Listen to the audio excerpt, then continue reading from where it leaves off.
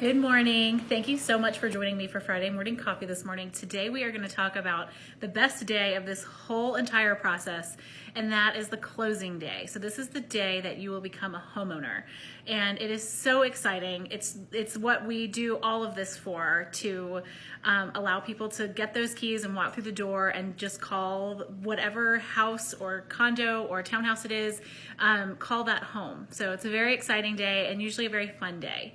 So let's take it back to where we left off, which is when your financing and appraisal contingencies are up. Hopefully after that you will receive your final loan approval. And then at least 3 days prior to closing, you will get what we call a closing disclosure, or CD, from your lender. And this will outline all of the final terms of your loan. And nothing in this document should come as a surprise. Nothing should be too far off from what you already knew about your loan.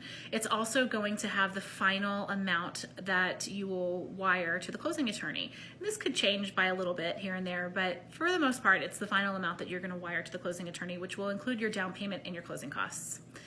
After that is acknowledged, then what happens is we get what we call a HUD-1, a preliminary HUD-1 from the closing attorney. And what the HUD-1 is if we get a combined one, which is typically what we get, the combined HUD-1 is going to show all of your debits and credits as the buyer on one side and all of the seller's debits and credits on the other side. And so it's the nitty-gritty of all of the numbers of the day, and it's a very important document. You're going to sign, you used to sign 6 copies of this, and at least this is in Georgia. You used to sign 6 copies of this, and now what you do is you sign 6 pieces of paper that basically say that you have gone over the numbers with the closing attorney and that you agree that they are correct. So it's very important that we get this document ahead of time, and it's especially important to study this document well before the closing table. And I'm going to give you an example on a closing that I have coming up actually this afternoon. So it's Friday, closing coming up this afternoon. We received our preliminary HUD-1 on Wednesday evening, and I'm representing the buyer in this case. And when I was looking at the buyer's numbers, I saw a pretty substantially shocking HOA figure that we did not know existed. And it was not in any of our documents from the seller or anything. And so here we are, less than 48 hours from closing, and we have a problem. So even though you think you're home free at this point, things come up. And we got it worked out. I called the other agent, said, what's going on? We back and forth with the buyer and the seller again. We got everything worked out. It's no big deal. But things do still come up at this point. So once you have that, once you agree with all the numbers, then what we do is we go and right before the closing or the day before the closing, we go and we do a walkthrough of the house. You want to make sure that the seller has done all the repairs that they promised to do. Make sure that they have left the house in the same condition that it was in when you saw it, so there are no big holes in the walls, or they didn't go and tear up all of the rose bushes or whatever, that it's in the same condition, and that all of their stuff is out, because you'd be surprised that sometimes you get there and you're headed to the closing afterwards and they still have stuff in there.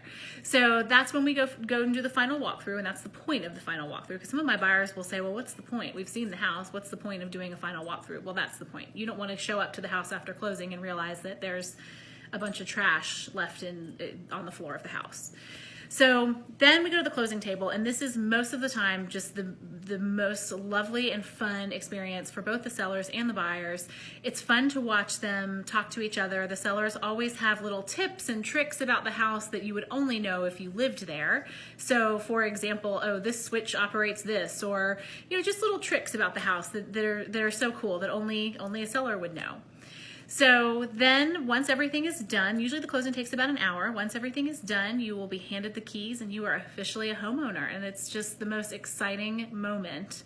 And like I said earlier, you walk through that door and it is yours. So you can start putting your touches on the house, and it was all worth it. So much fun. So if you are a home buyer, congratulations. And going forward with Friday morning coffee, I'm going to do different topics every week, so it's not going to be such a series like this was. So if y'all have any questions or not questions, but any suggestions for things that you would want to hear about, please let me know. I can talk about anything real estate related that you're curious about. Next week, I'm going to delve a little bit into what I was talking about earlier with the shocking HOA fee on our HUD-1 form. I'm going to talk about implications for sellers and how important these community association disclosures are that they complete when they're getting ready to put their house on the market. So we're going to talk a little bit about that next week. So I hope you all have a great week and a great Memorial Day. We're going to spend it by the pool.